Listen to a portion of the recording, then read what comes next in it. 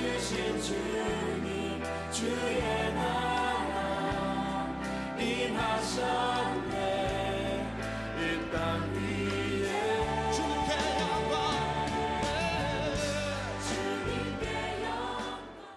오늘 누가복음 16장의 말씀을 읽었습니다. 이게 창세기 41장의 말씀을 제대로 우리가 관통해서 이해하려면 이 누가복음 16장에 나오는 불의한 청지에 관한 이야기를 잘 이해하고 넘어가야 됩니다. 그래야 이 창세기 41장에 뚫리거든요.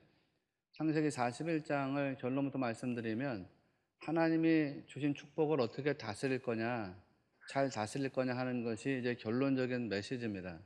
하나님이 주신 축복을 잘 다스린 사람은 바로 왕과 요셉이잖아요.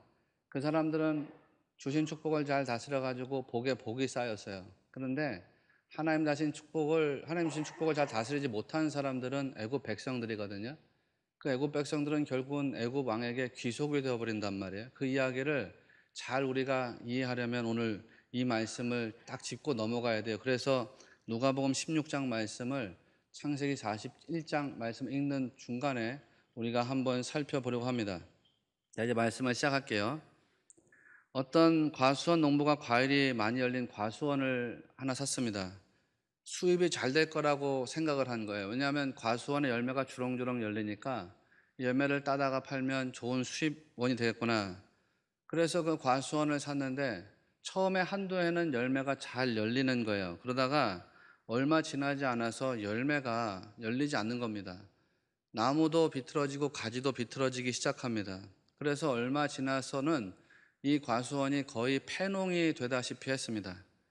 그 친구가 찾아가서 물어본 거예요. 아니, 이렇게 열매가 잘 열리던 과수원이 이렇게 나무가 마르고 가지가 마르게 되었어. 그러니까 이 과수원 농사를 하는 사람이 나도 왜 열매가 열리지 않는지를 잘 모르겠어. 그렇게 말하는 거예요. 그때 이 농부에게 친구가 다음과 같이 이야기를 해줬습니다. 너 왜 그런지 아느냐? 왜 그러냐면 투자를 하지 않기 때문이야. 투자를 하지 않기 때문이야. 시간을 바쳐야 되고 노력을 바쳐야 되고 열정을 바쳐야 됩니다. 그러면서 비료도 줘야 되고 그 나무를 가꿔줘야 되잖아요. 그래야지 나무가 잘 자라가지고 열매를 주렁주렁 열리게 하는데 그러지 않았다는 거죠. 여러분, 우리 신앙도 마찬가지입니다. 신앙생활뿐만 아니라 다른 것도 마찬가지겠지만 그저 씨앗 하나만 딱 뿌려놓고 그 씨앗만 바라보고 있다고 해서 그것이 싹을 틔우고 열매를 아주 풍성하게 내는 것은 아니죠. 신앙생활이라는 게 그렇습니다. 내가 뿌려놓은 씨앗 하나 그것만 바라보고 있다고 해가지고 결실하는 신앙이 될 수는 없다는 거죠. 20년, 30년 동안 예수님 믿고 신앙생활하면서 믿음이 자라고 열매가 풍성해지기를 원한다면 어떻게 해야 될까? 성장을 위해서 노력을 해야 된다는 거예요. 시간을 바쳐야 한다는 것이죠. 정력을 바쳐야 합니다. 자기를 바쳐야 합니다. 그렇게 될 때에 이 신앙의 싹이 잘 자라가지고 열매를 풍성하게 맺게 되는 거죠. 신비로운 과실을 맺게 되는 것입니다. 씨앗이 뿌리를 내리게 하기 위해서 그렇잖아요. 농부가 밭을 갈아서 이 땅을 부드러운 땅으로 갈아엎잖아요. 농부가 밭을 갈면서 돌을 골라내고 잡초도 뽑아내고 그래서 씨앗이 땅에 떨어져 가지고 뿌리를 내릴 수 있는 부드러운 땅으로 갈아엎잖아요. 그렇게 부드러운 밭이 되었을 때에 어떤 씨앗이 땅에 떨어져도 좋은 뿌리를 내리고 좋은 싹을 틔우고 좋은 열매를 맺게 된다는 것이죠. 여러분 마음이 그렇게 부드러운 밭, 그런 부드러운 밭이 돼가지고 뭐가 떨어지든지 간에 좋은 뿌리가 내려지고 좋은 싹이 트고 좋은 열매가 되어지게 되시기를 바랍니다. 성경은 그랬어요. 모든 지킬 만한 것 중에 더욱 내 마음을 지키라. 생명의 근원이 이에서 남이니라. 생명의 근원이 어디로부터 출발하느냐? 내 육신으로부터 출발하는 게 아니라는 거예요. 생명의 근원이 내 마음으로부터 출발한다는 거예요. 그러니까 마음을 딱 지키라는 거죠. 지키라는 거. 이 마음, 내가 가지고 있는 이 마음을 조금만 뒤집어도 삶이 달라지는 경우가 많습니다. 첫째로, 성도는 청지기 의식에 대해서 깨어 있어야 합니다. 청지기 의식. 오늘 말씀은 불의한 청지기에 관한 이야기인데요. 어떤 부자에게 청지기가 하나 있습니다. 이 청지기가 주인의 소유를 낭비한다라는 이야기가 주인에게 들려졌어요. 그래서 주인이 그 청지기에게 경고를 합니다. 2절. 내가 내게 대하여 들은 이 말이 어찌 됨이냐? 내가 보던 일을 셈하라. 청지기 직무를 계속하지 못하리라. 그러니까 이 청지기에게 아주 큰 낭패가 생기게 된 것이죠. 이 사람이 스스로 생각을 해본 거예요. 주인이 경고를 했어요. 너 이제 끝났어. 너가 하던 일을 다 셈하고 결산을 봐서 가져갈 건 가져가고 정리할 건 정리해라. 앞으로 내 집에서 일하지 못한다. 생각해 보니까요. 땅을 파자니 자기에게 힘이 없어요. 그리고 남에게 가서 빌어먹자니 부끄러운 거예요. 이러지도 못하고 저러지도 못하고. 그래서 꾀를 하나 내지요. 꾀를 하나 내는데 그 꾀가 뭐냐? 자기 주인한테 빚진 사람들을 하나씩 불러다가 그 빚을 깎아주는 거예요. 5천만 원 빌린 사람을 불러다가 증서를 위조합니다. 내가 여기다가 2,500만 원을 썼으니까 여기다 다시 사인해라. 1억을 빌린 사람 불러다가 내가 여기다 5천만 원 썼으니까 사인해라. 빚을 절반씩 딱딱 깎아주는 거예요. 증서를 위조해가지고 그 사람들 빚을 깎아주면 자기가 주인에게 쫓겨난 다음에 저 사람들이 나를 대우해 주겠지. 내가 저 사람들 빚을 엄청나게 깎아줬으니까 저 사람들이 나를 예우해 주겠지. 나한테 은혜를 갚아주겠지. 뭐 그렇게 생각한 거예요. 그렇게 일이 진행되는데요. 아주 뜻밖의 놀라운 결과가 일어납니다. 주인이 그 증서를 위조한 청지기의 이야기를 또 들었어요. 그러면 이 주인이 청지기를 집에서 내쫓아야 되잖아요. 자기 집 재산을 깎아먹은 청지기, 자기 집에 위조 증서를 만들어가지고 사람들에게 빚을 감면해준 청지기. 그러니까 이 사람을 집에서 내쫓아야 되는데 쫓아내지 않는 겁니다. 오히려 증서를 위조한 이 청지기를 책망하지 않고 칭찬해 주더라는 것이죠. 그러면서 예수님께서 하시는 말씀이 9절입니다. 불의의 제물로 친구를 사귀라. 그리하면 그 제물이 없어질 때에 그들이 너희를 영주할 처소로 영접하리라. 참 이상한 말씀이죠. 참 이상한 말씀. 불의한 청지기, 그걸로 친구를 사귀라. 어떻게 보면요, 이 불의한 청지기보다 더 이상한 게 이 불의한 청지기를 칭찬해 준 주인이에요. 그리고 이 주인이 종을 칭찬했다고 하는 이야기를 하시는 예수님은 더더욱 이상하잖아요. 이 말씀, 아마 여러분이 성경을 통독하시면서 여러 번 읽었던 말씀일 것입니다. 그런데 이 말씀은요, 우리가 가지고 있는 어떤 고정관념을 깨뜨리지 않으면 계속해서 이상할 수밖에 없어요. 여러분이 하나님과 인격적인 만남 속에서 어떤 영적인 안목을 가지고 이 말씀을 대하지 않는 이상 이 말씀은 계속 낯선 말씀이고 이상한 말씀이에요. 도덕적으로 충돌이라는 말씀이고 윤리적으로 납득이 되지 않는 말씀이에요. 고정관념에 대한 생각이 깨져 나가야 돼요. 부서져 나가야 되거든요. 그래야지 이 말씀이 이해가 돼요. 이 말씀이 깨달아져요. 그리고 이 말씀이 진짜 복음이란 이런 것이로구나 라고 하는 것이 내 안에 들어와서 보여지게 되는 거예요. 믿어지게 된다고요. 그러니까 우리는 오해에서 벗어나야 돼요. 편견에서 벗어나야 돼요. 여러분이 가지고 있는 어떤 세상적인 고정관념에서 벗어나야 돼요. 주인은 자기 재산이 줄어들었기 때문에 청지기를 책망한 게 아니에요. 여기까지 이해가 되세요? 무슨 말인지 이해가 안 됩니다, 목사님. 여기서 말하려고 하는 의도는 아주 다른 것에 있습니다. 전혀 다른 거. 1절 말씀을 다시 보시면 낭비한다는 말이 나오죠. 제가 여러분에게 아주 여러 번 드린 말씀인데요. 헬라어로 말하면 디아스코르피조라는 단어입니다. 아주 중요한 단어이죠. 디아스코르피조. 의무를 게을리한다는 뜻이에요. 자금을 갖다가 횡령한다 이런 뜻이에요. 여러 번 말씀드렸습니다. 불의한 청지기가 왜 책망받았느냐? 주인의 재산을 잃어버렸기 때문이 아닙니다. 주인의 재산에 손실을 가져다 줬기 때문이 아닙니다. 이 사람이 책망받은 이유가 있어요. 중요한 이유가 있어요. 그 이유가 뭐냐? 주인이 재물을 가지고 있어요. 주인이 소유를 가지고 있어요. 근데 이 소유가 주인이 목적하는 지점이 있어요. 주인이 목적하는 지점으로 자기의 소유가 흘러가야 돼요. 주인이 목적하는 지점으로 자기의 재물이 흘러가야 되거든요. 그런데 이 불의한 청지기는 주인의 목적지로 재물이 흘러가게 하지 못하게 했어요. 흘러가지 않게 했어요. 그 자금을 갖다가 횡령해 버린 거예요. 주인의 목적지로 흘러가지 않도록 자기가 횡령한 거죠. 주인의 목적지로 소유가 흘러가도록 해야 되는데 그 의무를 게을리한 거예요. 이행하지 않은 거예요. 그래서 그는 책망당하게 됩니다. 여기서 잠깐 그에게 재물을 맡긴 주인에 대해서 생각해 볼 필요가 있습니다. 이 청지기의 주인은 어떤 분인가? 누가복음 15장 말씀에 따르면 이 주인은 한 드라크마, 다시 말하면 한 영혼, 그 한 영혼을 찾았을 때에 천국 잔치를 베푼 분이다라고 했어요. 또 둘째 아들이 집을 나갔는데 그 아들이 돌아올 때까지 기다려주는 아버지이다 그랬어요. 또 양 한 마리가 잃어버린 바 되었는데 그 잃어버린 양 한 마리를 찾기 위해서 온 들판을 찾아 헤맨 주인이라고 그랬어요. 그러니까 여기서 말하려고 하는 주인은 누구를 말하려고 하는 거겠어요? 하나님입니다. 하나님. 우리 하나님 아버지를 말씀하려는 것이지요. 여러분, 그렇다면 여기에서 비유하고 있는 청지기는 누구이겠어요? 주인이 하나님을 말하는 것이라면 여기서 말하는 청지기는 누구를 비유하고 누구를 가리키기 위한 말씀이겠어요? 이 청지기는 바로 우리 인간을 이야기하려는 것입니다. 오늘 말씀은 정확하게 우리 인간을 향한 말씀입니다.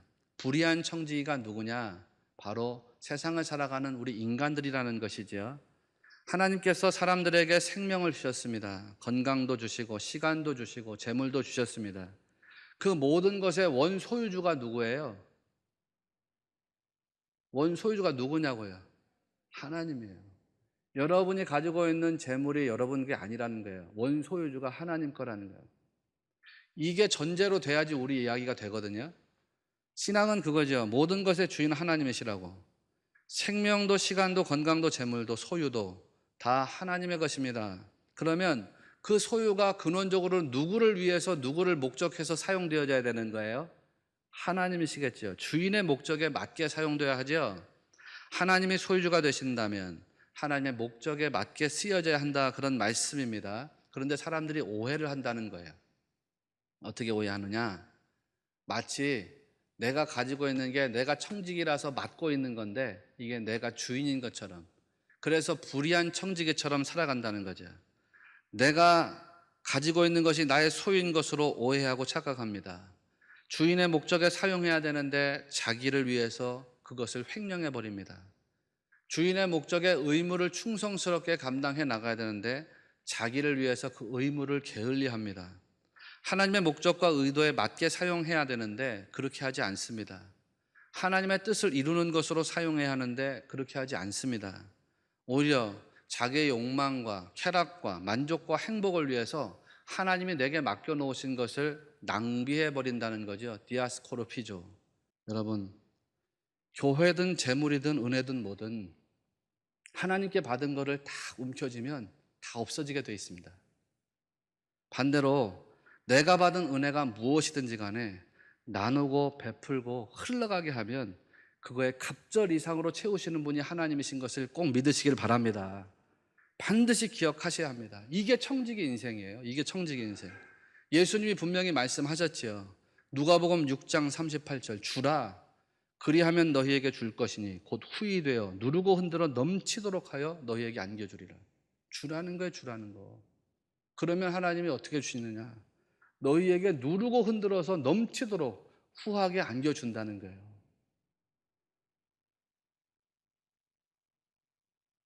여러분의 생애가 하나님께 무엇을 받았든 그 받은 은혜를 흘러가게 하는 복된 삶이 꼭 되시기를 바랍니다. 두 번째로, 그렇게 흘러가는 것에 의미를 두어야지 역사가 되는 거예요. 역사가. 처음에 이 청지기는 불의한 청지기였습니다. 주인이 자기에게 맡겨놓은 걸 가지고 자기 목적을 위해서 낭비해 버렸기 때문이죠. 그런데 주인이 그에게 종말을 딱 선언해 버려. 넌 이제 끝났어. 그러고 난 다음에는 달라지는 거예요. 사실 이 비유의 핵심은 이런 겁니다.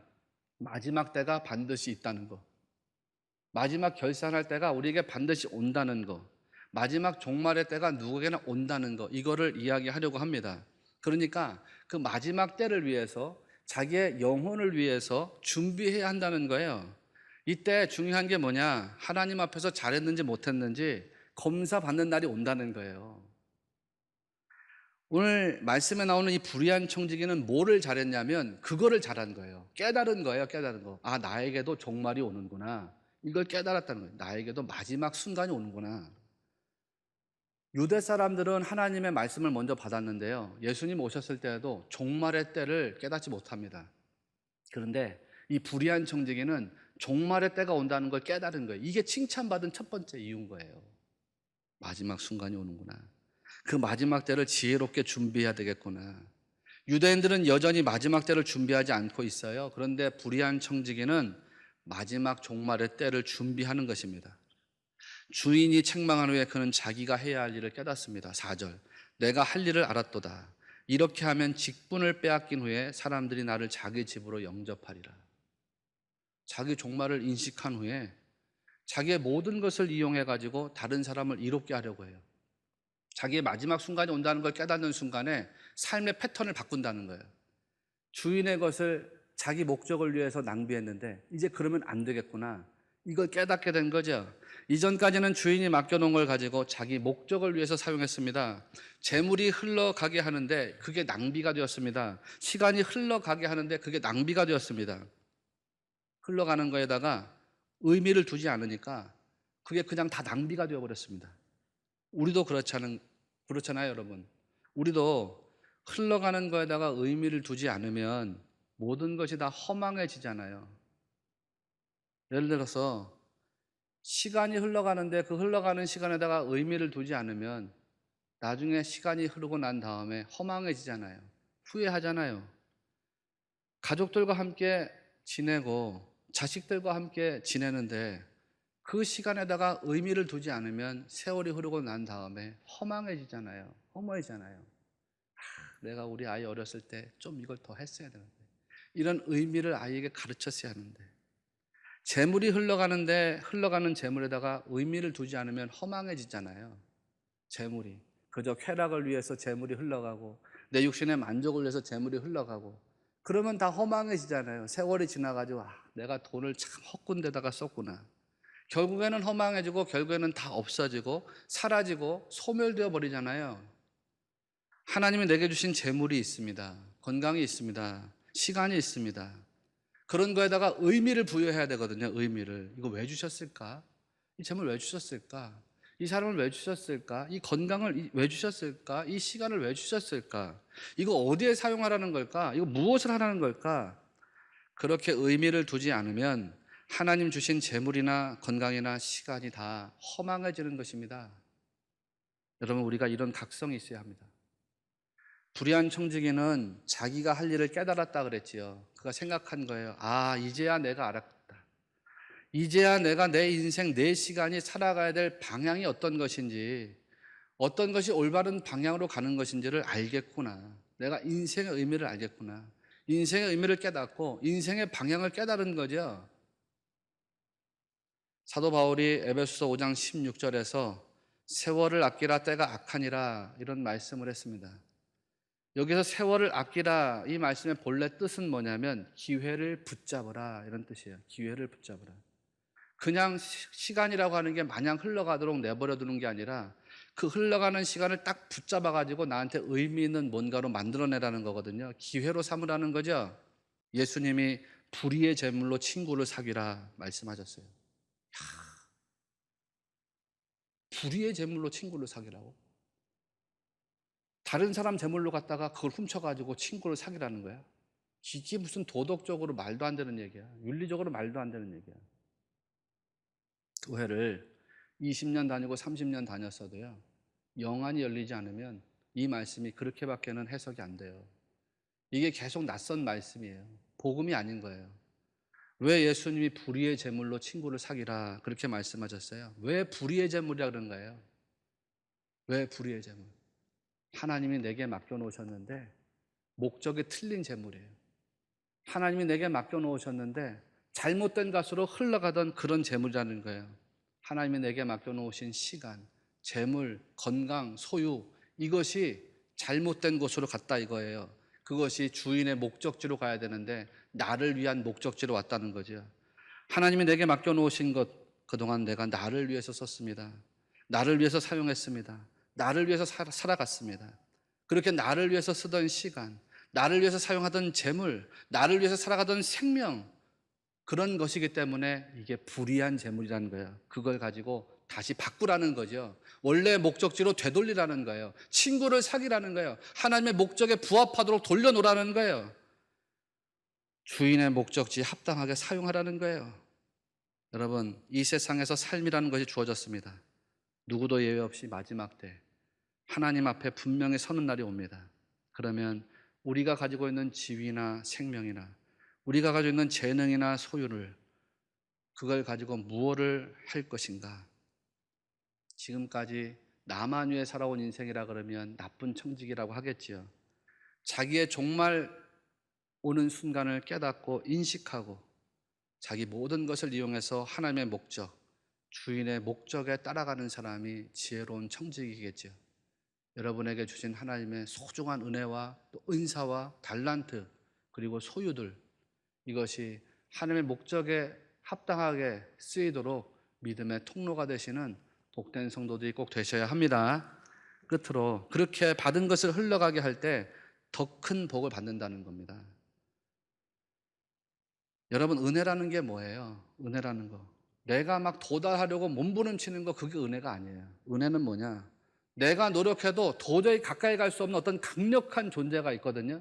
그 존재가 나에게 확 와가지고 나를 확 사로잡는 거, 그게 은혜인 거예요.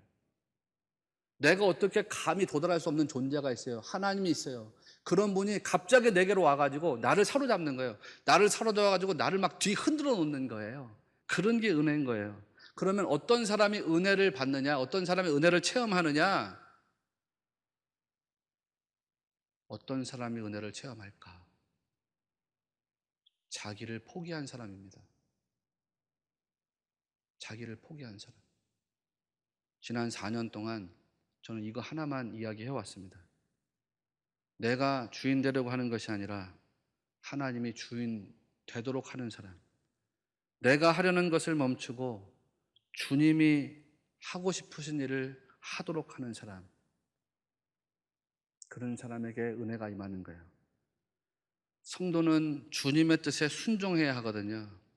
내 존재란 결국 아무것도 아닌 존재이구나, 이거를 깨달은 사람, 심령이 말할 수 없이 가난해진 그런 사람, 그런 사람이 은혜를 체험한다는 거죠. 그러면 그때부터 비로소 신앙이 긍정이 되고요, 적극이 되는 거예요. 그래서 은혜를 아는 성도는요, 비판하지 않습니다. 은혜를 아는 성도는요, 웬만한 일에 상처받지 않습니다. 은혜를 아는 성도는요, 어떤 고통이나 환난이라도 이겨낼 수가 있습니다. 또 은혜를 아는 성도는요, 하나님의 뜻 앞에다가 자기의 뜻을 버리고 무릎을 꿇을 줄 압니다. 그래서 은혜 받은 성도가 되면요, 하나님의 목적에 쓰임받는 삶이 될 수밖에 없는 거예요. 여러분이 엄청난 선물을 받으면 그 기쁨이 다른 사람들에게 드러나게 되어 있습니다. 여러분이 큰 은혜를 받으면 그 은혜가 다른 사람에게 드러나게 되어 있습니다. 하나님 내게 주신 구원의 은혜가 크다고 생각하면, 하나님이 나를 보호하시는 은혜가 크다고 생각하면, 하나님이 나를 인도하신 은혜가 크다고 생각하면, 그 은혜가 지극히 크시다는 사실을 깨닫고 알고 믿게 되면 그것이 여러분과 이웃하고 있는 사람들에게, 여러분의 삶에 함께 더불어 살아가는 다음 세대들에게 저절로 나타나게 된다는 거예요. 은혜의 기쁨이 감춰지지 않아요. 드러나게 되어 있거든요. 여러분의 삶이 그렇게 되기를 바랍니다. 하나님의 은혜와 기쁨, 하나님 여러분의 주는 감사와 소망이 그저 자연스럽게 드러나는 그런 삶이 되기를 바랍니다. 날마다 주님의 구원하신 은혜, 보호하시는 은혜, 인도하시는 은혜, 섭리와 경륜의 은혜, 이런 거를 묵상하고 깨닫고 또 묵상하고 깨닫고 또 묵상하고 깨달아 가면서 그 받은 은혜가 삶에서 드러나게 하시는 복된 성도가 되시기를 바랍니다. 그런데 중요한 게 있어요. 꼭 드려야 돼요. 중요한 건 그렇게 은혜와 감사가 흘러갈 때요, 더 큰 축복의 역사가 임하게 된다는 거예요. 더 큰 축복의 역사. 여러분 꼭 명심하셔야 됩니다. 뭐든지 움켜쥐면 다 사라지게 돼 있습니다. 반대로 뭐든지 흘러가게 하면 역사가 됩니다. 받은 은혜가 뭔지 그 받은 것을 흘러가게 하면 역사가 됩니다. 여러분의 삶이 그렇게 받은 은혜와 사랑, 감사와 기쁨을 흘러가게 하면서 하나님 나라의 역사를 이루어 가시는 복된 성도들의 삶이 되시기를 주님의 이름으로 축원합니다.